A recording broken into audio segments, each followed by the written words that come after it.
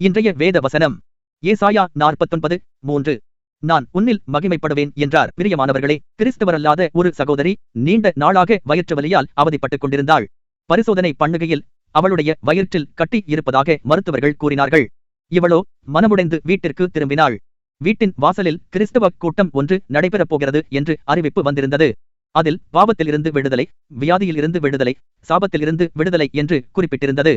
அவளோ ஒருமுறை முயற்சித்து பார்ப்போம் என்று சொல்லி அந்த கூட்டத்திற்கு போயிருந்தாள்.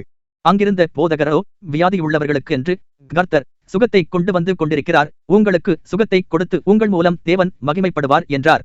அந்த சகோதரியோ, எனக்கென்று ஜெபிக்கிறது போல் தெரிகிறது என்று, எனக்கு சுகத்தை தாரும், உம்முடைய மகிமையை நான் காணும்படி எனக்கு அற்புதம் செய்வீராக என்றாள். தேவன் அவளுக்கு சுகத்தை கொடுத்தார். இன்றைக்கு உங்களுக்கும் ஏதோ ஒரு விடுதலை, உதவி, சுகம் என்று ஏதாவது ஒரு தேவை இருக்கலாம். நீங்கள் எதிர்பார்க்கின்றதை உங்களுக்கு கொடுத்து தேவன் உங்கள் மூலம் மகிமையடைவார்.